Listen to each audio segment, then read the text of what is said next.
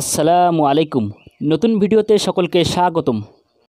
বাংলাদেশের প্রতিনিধিত্বকারী দল রংপুর রাইডার্সের হয়ে গ্লোবাল সুপার লিগ জিএসএলে খেলার কথা থাকলেও শেষ পর্যন্ত তা সম্ভব হয়নি সাকিব আল হাসানের।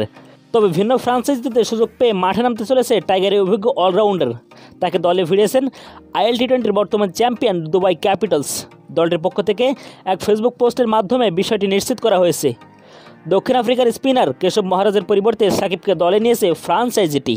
চলতি বছরে গ্লোবাল সুপার লিগে অংশ নিয়েছে মোট 5টি দল: বাংলাদেশের Rangpur Riders, Dubai Capitals, central stars, Guyana Amazon Warriors এবং হোবার্ট হারিকেন্স। এই টুর্নামেন্টের লিগ পর্বের প্রতিটি দলই 4টি করে ম্যাচ খেলবে। লিগ পর্ব শেষে পয়েন্ট টেবিলে শীর্ষ 2 দল মুখোমুখি হবে ফাইনালে, যা অনুষ্ঠিত হবে আগামী 18 জুলাই। সূচি অনুযায়ী আজ 10 জুলাই রাত 8টায় সেন্ট্রাল স্টার্সের বিপক্ষে নিজেদের প্রথম ম্যাচে মুখোমুখি হবে দুবাই ক্যাপিটালস।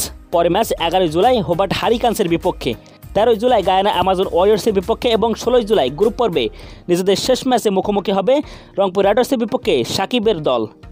সাকিবের অংশগ্রহণ নিঃসন্দেহে দুবাই ক্যাপিটালসের জন্য শক্তি বাড়াবে এবং টুর্নামেন্টে বাংলাদেশি দর্শকদের আগ্রহ বাড়াবে বলে আশা করা যাচ্ছে। তো দর্শক, গ্লোবাল সুপার লিগে সাকিব আল হাসান কি নিজের পুরানো ফর্মটা ফিরে আনতে পারবেন? জানিয়ে দিন আপনাদের মূল্যবান মতামত কমেন্ট বক্সে। আর ভিডিওটি ভালো লাগলে অবশ্যই একটি লাইক করে দিবেন। আর আপনি যদি খেলাধুলার সকল আপডেট সবার আগে পেতে চান তাহলে আমাদের চ্যানেলটিকে অবশ্যই সাবস্ক্রাইব করে রাখুন।